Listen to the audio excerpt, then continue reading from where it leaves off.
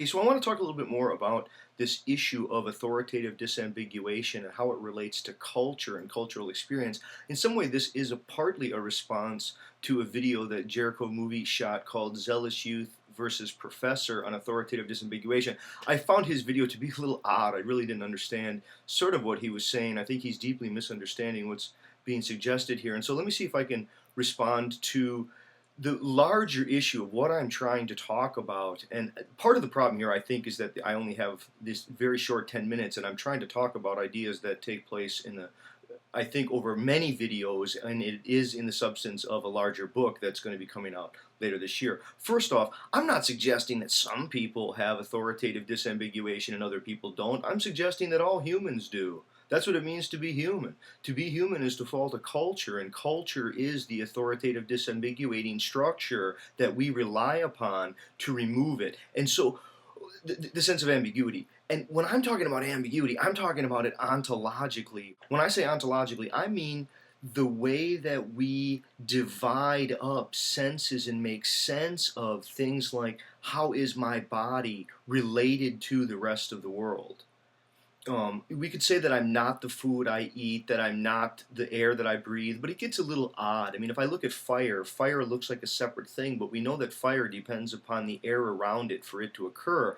I think in the same way, I can't imagine that there is a me that's somehow independent of the air that I'm breathing, but that's just me imagining that. See, part of this has to do with, again, the ambiguities of the differences between the senses. That is, a person who were totally blind and we're just listening, they feel connected to the world. Whereas someone who is fully deaf and they're just relying on their sense of sight, you see the disconnection, you feel the distance. And I think in the lived body, I guess in the normal, whatever that means in normal, the person who doesn't have a disability or something like this, we say the normal body, it integrates all of these, but the culture itself gives shape and form to things like what we call food or what we don't call food. And it's the point that I would try to suggest here is that, and here's the way that we want to look at this, and maybe this does turn it to this question of ethics, right? I'll try to see if I can address the issue of ethics here. By turning toward culture, not only just, what does a culture call food and not food, but it's the way that recipe knowledge, right? The problem with recipe knowledge is that if you can have a recipe and the recipe is fine, but the ingredients keep changing. And if you have a recipe, but now you have new ingredients, what do you do with your recipe? See, that's part of the problem. It's that, Kenneth Burke says, you have to watch your mind as you would eye a mean dog. So much of what I'm asking is for people to watch their own minds. I'm trying to watch my own, and I'm trying to describe what's happening as I'm watching it.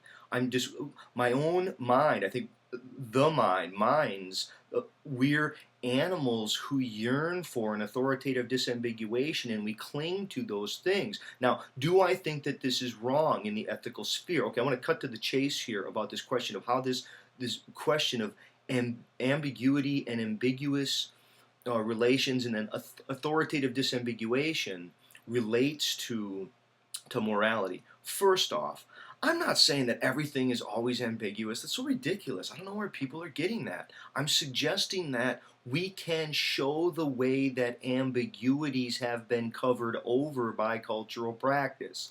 That's what I keep trying to say. I mean, why are there disputes? Okay, let's go back.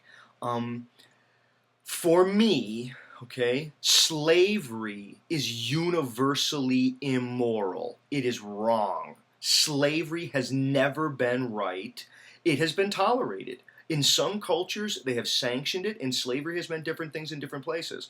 I would want to say slavery is immoral not only because you can't own another person, but because you yourself maybe aren't a thing that can own. From where comes the authority to do the owning? This is part of the question. I mean, humans, for a long time, they thought of people, a conquered people was an enslaved person. It was very traditional. And then, modern times, the notion of a slave race came. It got intertwined with notions of blood and all kinds of weird orientations. But I think I want to say that slavery is and always has been a moral absolute as immoral. Has that been ambiguously treated in history, and have people had cultural practices that have tried to cover that over? I think we're going to say yes. Now, how about the issues of private property? From where comes the authority for the mass distribution of property that somehow was already cut up by the time we got here? That to me is a very interesting question. I want to hear, is there a moral absolute on your position, the people out there who are moral absolutists, about the question of the inheritance structure in private property? I'm not talking about possessing, like holding, like occupying the way another animal can occupy. I'm talking about the laws that sanction inheritance of distant properties, the way that the inheritance structure works in private property, and the way that private property has been handed down. Now, the way it's been handed down, this is an even more interesting question, is age. How does age, I want to hear, this is the key issue. I think anyone who really wants to have the dialogue, let's have the dialogue. How does age relate to those people who believe in objective morality? That is, at what age are people responsible for deciding for themselves? I think we want to say there is a certain age at which people are not able to defend themselves against the culture, and then there is a point when the person we say is responsible. My first question is how is it that people always find themselves already created by the culture that they then come to question? Okay, that would seem to me an interesting, let's look at that. And then, at what age? And do some people never come of age? And what will we do with people who we're going to say have mental deficits?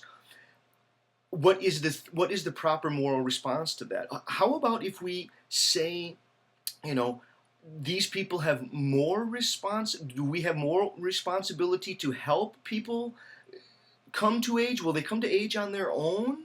I mean, where will this objective morality come from that people want?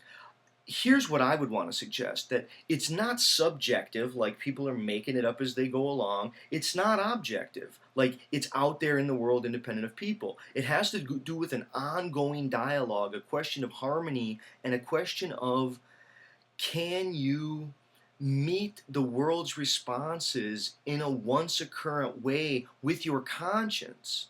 And your conscience is something that you're answerable to. Now, the reason that I began with ambiguity and now I'm trying to move into conscience is that, to me, the most important issue is to watch your own mind, to carefully see where and when you feel like your sense of morality, your sense of what is objectively true, feels threatened, and then how your mind reacts to that. See, because what I'm trying to suggest is that it's taking more videos than I'm going to be able to do in these 10 videos. I feel like I'm speaking like an auctioneer here.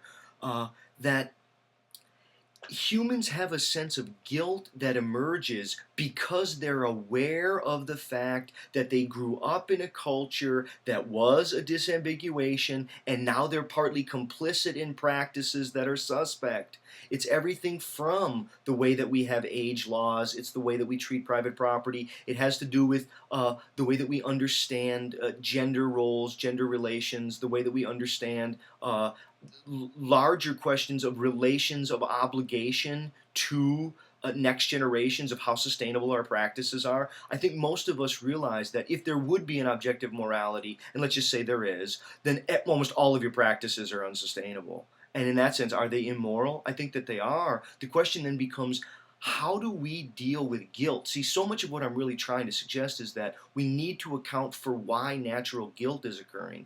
I think there is a natural guilt. There is a guilt that occurs from people having submitted to authoritative disambiguation, and then we need to be on the lookout for people who try to expiate their guilt by killing the alien other. This is what terrorism is about. I'm trying to develop a general, broad theory of the mind of the mind of the terrorist, of the person who becomes militant and is willing to do horrors to prove the objective morality of their truth.